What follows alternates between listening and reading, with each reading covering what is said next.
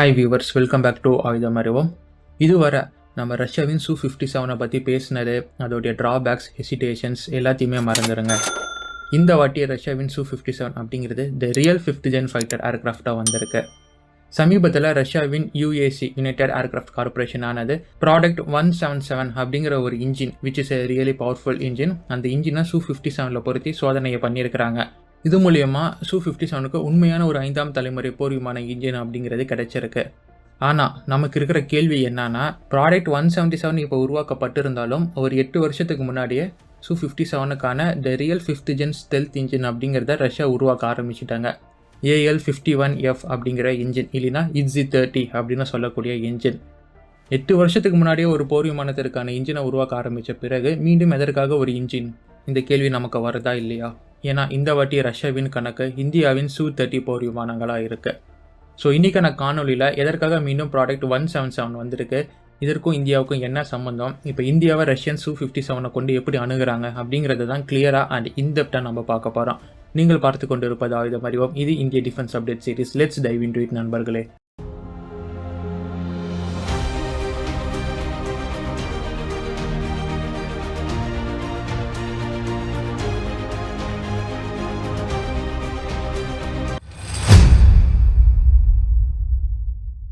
இதுவரை ரஷ்யாவின் Su-57ல் 2 வகையான இன்ஜினை ரஷ்யன்ஸ் யூஸ் பண்ணிகிட்டு இருக்கிறாங்க. ஒன்று நம்ம எல்லாருக்குமே தெரியும், Su-35ல் இருக்கக்கூடிய இன்ஜினை ஜஸ்ட் பர்ஃபார்மன்ஸை கொஞ்சம் டியூன் பண்ணி AL-41F1 அப்படிங்கிற பெயரில் அந்த இன்ஜினை Su-57ல் யூஸ் பண்ணிகிட்டு இருக்கிறாங்க. ரெண்டாவது IZ-30 அப்படிங்கிற அதிநவீன ரஷ்யாவின் அட்வான்ஸ்டு மெட்டீரியல் சயின்ஸ் டெக்னாலஜியில் உருவாக்கப்பட்ட through 5th gen stealth engine அப்படின்னு சொல்லலாமே, இந்த இன்ஜினை யூஸ் பண்ணிகிட்டு இருக்கிறாங்க. பட் இந்தியாவுக்கு Su-57 ப்ரொப்போஸ் பண்ணதுலேருந்து நீங்கள் நல்லா பார்த்தீங்கன்னா உங்களுக்கு தெரியும், ரஷ்யன்ஸ் இந்தியாவுக்கு கொடுத்த Su-57ல் இந்த IZ-30 ஆர் AL-51Fங்கிற இன்ஜின் பொருத்தப்பட்ட Su-57 அவங்க ஆஃபர் பண்ணவே இல்லை. 117 இன்ஜின் பொருத்தப்பட்ட Su-57 தான் இந்தியாவுக்கு ஆஃபர் பண்ணிக்கிட்டு இருந்தாங்க. இந்தியாவுக்கு அதோடைய பர்ஃபார்மன்ஸ் அண்ட் ஸ்டெல்த் கேரக்டரிஸ்டிக்ஸ் மேலே நம்பிக்கை இல்லாத காரணத்தினால எந்த ஒரு கமெண்ட்டும் கொடுக்காம ரொம்ப அமைதியாக நெக்லெக்ட் பண்ணிட்டு போனாங்க. பட் ஜியோபாலிட்டிக்கல் கன்ஸ்டன்ட் காரணமாக ஒரு கட்டத்துக்கு மேலே நமக்கு Su-57 விட்டால் வேறு வழி இல்லை அப்படின்னு வந்த பிறகு இந்தியா ஃபீட்பேக் கொடுக்குறாங்க. அதாவது இந்தியா சொன்னது என்னன்னா, எனக்கு 117 இன்ஜின் மேலே பெருசாக நம்பிக்கை இல்லை, அது ஒரு 5ஆம் தலைமுறை போர் விமானத்தை பவர் பண்ணக்கூடிய இன்ஜினாக எனக்கு தெரியல, நீ எனக்கு இன்ஜினை மாற்றி கொடுத்தினா நான் கன்சிடர் பண்ணுறேன் அப்படின்னு இந்தியா ஃபீட்பேக் கொடுத்த பிறகு ரஷ்யன்ஸ் முன்மொழிகிறாங்க, எங்ககிட்ட ப்ராடக்ட் 177 அப்படிங்கிற ஒரு இன்ஜின் இருக்குது, அதை இப்போ தான் நாங்கள் டெவலப் பண்ணிகிட்டு இருக்கிறோம், இப்போதைக்கு நீங்கள் ஸ்டாப் கேப் சொல்யூஷனாக போர் விமானத்தை வாங்கி வச்சுக்கோங்க, ஒன்ஸ் இந்த ப்ராடக்ட் 177 நாங்கள் டெவலப் பண்ண வாட்டி நாங்கள் உங்களுக்கு அதை ரீப்ளேஸ் பண்ணி கொடுக்குறோம் அப்படின்னு முன்மொழிஞ்சாங்க.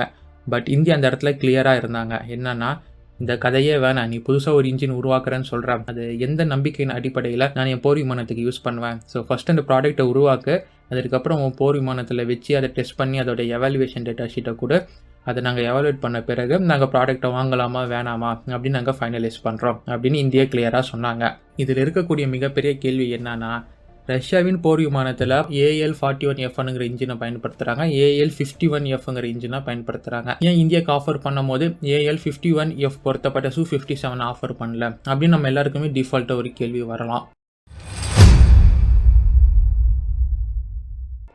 இதற்கான முக்கிய காரணம், இந்த AL-51Fங்கிற இன்ஜின் 8 வருஷத்துக்கு முன்னாடி இருந்தே ரஷ்யாவை உருவாக்க ஆரம்பிச்சிட்டாங்க. பட் ஸ்டில் இது டெவலப்மெண்ட் ஃபேஸில் இருக்குது அப்படின்னு தான் நம்மளால சொல்ல முடியும். ஏன்னா ரஷ்யாவின் ஒரு சில Su-57ல் மட்டுமே இந்த இன்ஜின் பொருத்தப்பட்டு சோதனை செய்யப்பட்டிருக்கு அண்ட் ஸ்டில் இது டெவலப் செஞ்சுக்கிட்டே இருக்கிறாங்க, அதாவது ரிஃபைன் டியூன் பண்ணிக்கிட்டே இருக்கிறாங்க, கம்ப்ளீட் ப்ராடக்டாக வெளியில் வரல, இன்னும் சீரியல் ப்ரொடக்ஷனுக்கும் இது உட்படுத்தப்படலை அப்படிங்கிறது தான் நியூஸ் ஆகியிருக்கு. இது போக AL-51F அதாவது IZ-30 இன்ஜினை தான் நான் சொல்லிட்டு இருக்கிறேன். அந்த இன்ஜின் ரஷ்யாவின் ஸ்டேட் டு த ஆர்ட் டெக்னாலஜியில் உருவாக்கப்பட்ட இன்ஜின், அட்வான்ஸ்டு மெட்டீரியல் சயின்ஸ் டெக்னாலஜியில் சிங்கிள் கிறிஸ்டல் பிளேட் இன்ஜின் டெக்னாலஜியில் ஸ்டெல்த் ப்ராப்பர்ட்டிஸோட அந்த இன்ஜினானது உருவாக்கப்பட்டு இருக்கு அண்ட் உருவாக்கப்பட்டுக்கிட்டே இருக்கு. கம்ப்ளீட் பண்ணுறதுக்கு முன்னாடியே நம்ம இந்தியாவுக்கு கொடுத்து அது இந்தியா மூலியமாக வேற நாடுகள் கைக்கு அதோட டேட்டா கிடைச்சிருச்சுன்னா அந்த இன்ஜின் கம்ப்ளீட்டாக வெளிவரத்துக்கு முன்னாடியே அதோட ஸ்டெல்த் கேரக்டரிஸ்டிக்ஸ் எக்ஸ்போஸ் ஆயிரும். அதனால தான் ரஷ்யன்ஸ் ஈவன் இந்தியாவாக இருந்தாலுமே அந்த இன்ஜினை வெளி கொடுக்க தயங்குறாங்க. முக்கியமான ப்ராப்பர்ட்டி ரஷ்யாவின் ஸ்டேட் டு த ஆர்ட் டெக்னாலஜியாக இருக்குது, அது இப்போதைக்கு வேறு எந்த நாட்டு கையிலையும் கொடுக்க ரஷ்யா விரும்பலை. இதுதான் இதற்கு பின்னாடி இருக்கிற காரணமாக இருக்குது. இந்த ப்ராடக்ட் 177ங்கிறத எப்போ ரஷ்யன்ஸ் முன்மொழிஞ்சாங்கன்னு பார்த்தோம்னா ஏரோ இந்தியா 2025 முன்மொழிகிறாங்க. ஏரோ இந்தியாவில் IZ-30ங்கிற இன்ஜினையும் ஷோ பண்ணுறாங்க, பேரலாக ப்ராடக்ட் 177ங்கிற இன்ஜினையும் ஷோ பண்ணுறாங்க. அப்படி ஷோ பண்ணும்போது ரஷ்யாவின் ரோஸ்டாக் என்ன சொன்னாங்கன்னா, இந்த ப்ராடக்ட் 177 வெறும்னா Su-57க்கு மட்டுமே நாங்கள் உருவாக்கலை, இது போத் Su-57க்கும் யூஸ் பண்ணிக்கலாம், சுகோய் Su-30 மாதிரியான போர் விமானங்களுக்கும் யூஸ் பண்ணிக்கலாம். ஜஸ்ட் சுகோய் 30ல இது பிளக் அண்ட் ப்ளே பண்ணுற மாதிரி தான் இதை நாங்கள் உருவாக்குறோம் அப்படின்னு சொன்னாங்க.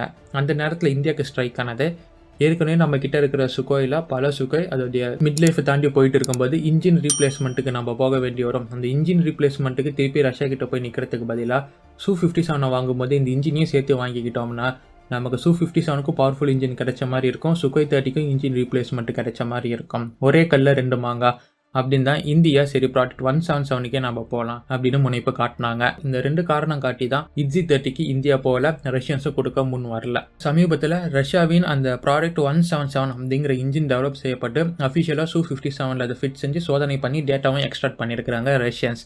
இது மூலிமா அவங்களுக்கு இந்தியாவுக்கு சொல்ல வருவது என்னன்னா, we are ready with product 177 அப்படிங்கிறாங்க. பட் சொன்னோன்னே இந்தியா வாங்கிடுவாங்களா? இந்தியா Su-57 வாங்காமல் இருக்கிறதுக்கு முக்கிய காரணம் அந்த இன்ஜினோடைய ஸ்டெல்த் ப்ராப்பர்ட்டிஸ் தான். அதிகமாக ஸ்டெல்த் காம்ப்ரமைஸ் ஆகுது இன்ஜின் நாசில்ல அப்படின்னு ஒரு முக்கிய காரணத்தினால தான் இந்தியா வாங்காமல் இருந்தாங்க. ஆனால் இந்த வாட்டி இந்த ப்ராடக்ட் 177ல் யூஎஸ்ஏ அதை நல்லாவே ஒர்க் அரவுண்ட் பண்ணியிருக்கிறாங்க அப்படிங்கிறது அந்த டிசைன் மூலியமாகவே நமக்கு தெரிய வருது. இந்த இன்ஜின் அப்படின்னு எடுத்துக்கிட்டோம்னா சுமார் 142 கிலோநியூட்டன் ட்ரஸ்ட்டை ப்ரொடியூஸ் பண்ணக்கூடிய அளவுக்கு பவர்ஃபுல்லான இன்ஜின். நம்ம ஏஎம்சிஏக்கு நம்ம சாஃப்ரானுடன் போடப்பட்ட ஒப்பந்தத்தில் வெறும் 125 கிலோநியூட்டன் ட்ரஸ்ட்டை ப்ரொடியூஸ் பண்ணுற அளவுக்கு தான் இன்ஜினை நம்ம உருவாக்கிட்டு இருக்கிறோம். பட் ரஷ்யன் கிட்ட இப்போ 142 கிலோநியூட்டன் ட்ரஸ்ட்டை ப்ரொடியூஸ் பண்ணக்கூடிய இன்ஜின் ரெடியாக இருக்கு. அதே மாதிரி இதோடைய ஸ்பீட் அப்படிங்கிறது வித்தவுட் ஆஃப்டர் பர்னர் Mach 2 இதனால் க்ரூஸ் பண்ண முடியும் அப்படின்னு ரஷ்யன்ஸ் கிளைம் பண்ணியிருக்காங்க. அண்ட் சர்வீஸ் லைஃப் 6000 மணி நேரம் வித்தவுட் எனி சர்வீஸ் இதனால் இயங்க முடியும் அப்படின்னு சொல்லப்படுது. ஆவரேஜ் ரஷ்யன் இன்ஜினை காட்டிலும் இது 3 மடங்கு அதிகமான சர்வீஸ் லைஃப். பொதுவாகவே ரஷ்யன் இன்ஜின் 2000 மணி நேரத்துக்கு ஒரு வாட்டி ஓவர்ஹால் பண்ணணும் இல்லை சர்வீஸ் பண்ணணும். பட் இந்த இன்ஜின் 6000 மணி நேரம் எந்த ஒரு சர்வீஸுமே தேவையில்லை அப்படின்னு சொல்லப்படுவது லெஸ் கிரவுண்ட் டைமை நமக்கு வெளிக்காட்டுது. ஃபைனலாக இந்த இன்ஜினில் செரட்டட் நாசில் அப்படிங்கிறது இன்கார்பரேட் செய்யப்பட்டிருக்கு. இப்போ இன்ஜினோடைய ஸ்டெல்த் கேரக்டரிஸ்டிக்ஸ் அப்படின்னு வந்தோம்னா இந்த செரட்டட் நாசில் என்ன அப்படின்னு நம்ம ஃபஸ்ட்டு தெரிஞ்சுக்கணும். இப்போ நீங்கள் இந்த இமேஜில் பார்க்குறீங்க பார்த்தீங்களா, ஷார்ப் எட்ஜஸ் கொண்ட நாசில்ஸ் இருக்குது பார்த்தீங்களா, இதுதான் செரட்டட் நாசில் அப்படின்னு சொல்லுவாங்க. குறிப்பாக இது ரவுண்ட் செரட்டட் நாசில் அப்படின்னு சொல்லப்படும். பொதுவாகவே போர் விமான எக்ஸாஸ்ட்ல இருந்து அதிக ஹீட்டில் அந்த ஹாட் ஏர் அப்படிங்கிறது வெளியில் தள்ளப்பட்டுக்கிட்டு இருக்கும். வெளியில் இருக்கக்கூடிய குளிர்ந்த காற்று அந்த ஹாட் ஏர் கூட மிங்கிள் ஆகும்போது அதிகப்படியான டர்புலன்ஸ் கிரியேட் ஆகும், சவுண்ட் கிரியேட் ஆகும். குறிப்பாக இந்த டெம்பரேச்சர் டிஃப்ரென்ஸ் காரணமாக அங்கே ஹீட் சிக்னேச்சர் அப்படிங்கிறது இருக்கும். இதுதான் அன்ரிட்டட் நாசில் வெளியிடக்கூடிய ஹீட் சிக்னேச்சராக இருக்கும். பட் செரட்டட் நாசில் கொண்ட இன்ஜினில் என்ன நடக்கும் அப்படின்னு கேட்டிங்கன்னா, அந்த ஒவ்வொரு வீக்கட்டிக்கும் நடுவில் ஓர்டெக்ஸ் அப்படிங்கிறது உருவாகும். ஓர்டெக்ஸ் அப்படின்னா குளிர்ந்த காற்று சுழற்சி அப்படின்னு சொல்லக்கூடியது.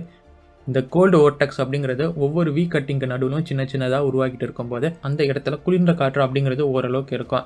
ஸோ ஹாட் ஏர் வெளியில் வரும்போது அந்த கோல்டு ஓர்டெக்ஸ் அது கூட மிங்கிள் ஆகும்போது கணிசமான அளவு அந்த ஹீட் அப்படிங்கிறது குறைக்கப்படும்.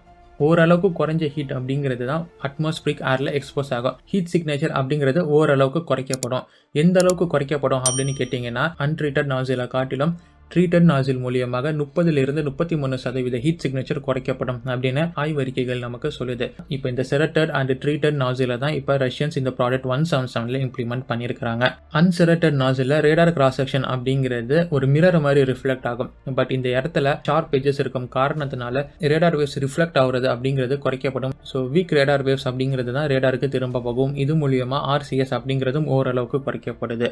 என்னதான் இது மாதிரி இவங்க ஒர்க் அரவுண்ட் பண்ணாலுமே பேர் ஐஸ்ல பார்க்கும்போது இந்த டர்பைன் பிளேட்ஸ் அப்படிங்கிறது நமக்கு தெரியும். ஸோ ஹீட் அப்படிங்கிறது இன்னும் குறைக்கப்பட வேண்டியிருக்கு. பட் இவங்க ஓரளவுக்கு தான் குறைச்சிருக்கிறாங்க. இது நீங்கள் F-35 செரட்டட் நாசிலுடன் கம்பேர் பண்ணும்போது அழகாக தெரியும். இந்த இமேஜ் பார்த்தீங்கன்னா உங்களுக்கு அது கிளியராக புரிய வரும். ஸோ ரெண்டுத்துக்கும் எந்த அளவுக்கு வித்தியாசம் இருக்குது அப்படின்னு. இது மூலிமா F-35 செரட்டட் இன்ஜின் அளவுக்கு இந்த இன்ஜினுடைய ஸ்டெல்த் கேரக்டரிஸ்டிக்ஸ் அப்படிங்கிறது அச்சீவ் ஆகலை அப்படிங்கிறது தான் நான் சொல்ல வரேன். அடுத்து ரஷ்யாவின் அந்த 8 வருஷ இன்ஜின் XZ30 or AL-51F அப்படிங்கிற அந்த இன்ஜினை நம்ம எடுத்துக்கிட்டோம்னா சுமார் 170 கிலோநியூட்டன் ட்ரஸ்ட்டை ப்ரொடியூஸ் பண்ணக்கூடிய மோஸ்ட் பவர்ஃபுல் இன்ஜினாக அது இருக்குது. அண்ட் அதோடைய இன்ஜின் நாசில் அப்படின்னு பார்த்தீங்கன்னா ஃப்ளாட் நாசில் 2D ட்ரஸ்ட் வெக்டரிங் இன்ஜினாக இருக்குது. ப்ராடக்ட் 177ங்கிறது செரட்டட் நாசில் 3D ட்ரஸ்ட் வெக்டரிங். ஆனால் அவங்க கிட்ட இருக்கிறது ஃப்ளாட் நாசில் 2D ட்ரஸ்ட் வெக்டரிங். இந்த உள்ள பார்க்கக்கூடிய டர்பைன் பிளேட்ஸ் அந்த ஹீட்டை ஜென்ரேட் பண்ணி வெளியில் தள்ளுது இல்லையா, அந்த டர்பைன் பிளேட்ஸ் அதோட எக்ஸ்போஷர் அப்படிங்கிறது அந்த பெரிய அளவுக்கு குறைக்கப்படுது. கூடவே அந்த ஃபிளாட் நாசில ஓரளவுக்கு அங்கங்க கட்டிங்ஸ் இருக்கும். அந்த கட்டிங்ஸ் மூலியமாக அவங்க அந்த இடத்துல ஓட்டெக்ஸ் அடையிறாங்க. என்னதான் செரட்டட் நாசில் அடையிற அளவுக்கு ஓட்டெக்ஸ் இல்லைனாலும் ஓரளவுக்கு அங்க ஓட்டெக்ஸ் அப்படிங்கிறது அடையப்படுது. அந்த பாட்டம் லைன் என்னவா இருக்குன்னா, ப்ராடக்ட் 177 வெளியில காமிக்கக்கூடிய ஹீட் சிக்னேச்சரை காட்டிலும் EG30 ஃபிளாட் நாசில் வெளியில காமிக்கக்கூடிய ஹீட் சிக்னேச்சர் அப்படிங்கிறது கம்மியா தான் இருக்கு. இந்த EG30ங்கிற இன்ஜினை Su-57க்கு மட்டும் இல்லாம வரக்கூடிய Su-75 செக்மேட் அப்படிங்கிற 5.5ஆம் தலைமுறை போர் விமானத்திற்கும் ரஷ்யா இம்ப்ளிமெண்ட் பண்ண விரும்புறாங்க. இப்போ ப்ராடக்ட் 177 டெஸ்ட் பண்ணது மூலியமா we are ready India, let's have a deal அப்படின்னு சொல்ல வராங்க ரஷ்யன்ஸ். பட் இந்தியா எடுத்தாங்க முடிவு பண்ணிடுவாங்களா? புட்டின் இந்தியாவுக்கு வருகை தரும்போது நம்ம டிஃபென்ஸ் மினிஸ்டர் மற்றும் ரஷ்யாவின் டிஃபென்ஸ் மினிஸ்டர் உட்காந்து பேசினாங்க. போன வாட்டி எங்கள் பைலட்ஸ் ஆஸ் அப்சர்வரா இருந்து அந்த போர் விமானத்தை செக் பண்ணாங்க. பட் இந்த வாட்டி எங்களுக்கு ஹேண்ட்ஸ் ஆன் எக்ஸ்பீரியன்ஸ் வேணும். அந்த போர் விமானத்தை நாங்கள் உட்காந்து ஓட்டணும். குறிப்பாக ப்ராடக்ட் 177 இன்ஜின் போட்டப்பட்ட போர் விமானத்தை நாங்கள் உட்காந்து ஓட்டணும். அதோட பர்ஃபார்மன்ஸை நாங்கள் எவாலுவேட் பண்ணணும், செக் பண்ணணும். அதன் பிறகு தான் இந்த டீலை நாங்கள் ஃபர்தராக கொண்டு போவோம் அப்படின்னு நம்ம ராஜ்நாத் சிங் அவர்கள் ரஷ்யாவின் டிஃபென்ஸ் மினிஸ்டரிடம் நேரடியாக சொல்லியிருந்தாரு. மீண்டும் ஒரு முறை IAF பைலட்ஸ் ரஷ்யாவிற்கு போகணும், அந்த போர் விமானத்தை ஹேண்ட்ஸ் ஆன் செக் பண்ணணும். அதற்கப்புறம் தான் இதோடைய அப்டேட் என்ன அப்படிங்கிறது நமக்கு தெரிய வரும். அதற்கு நடுவில் ரஷ்யன்ஸ் இன்னும் ரிஃபைன் டியூன் பண்ணுவாங்க, இன்னும் என்னென்ன அப்கிரேட் பண்ணணுமோ அதை அப்கிரேட் பண்ணுவாங்க. ஆப்வியஸ்லி இந்த சிங்கிள் கிறிஸ்டல் பிளேட் டெக்னாலஜி அப்படிங்கிறது இந்தியாவிற்கு தரப்படுது அப்படின்னு சொல்லப்படுது.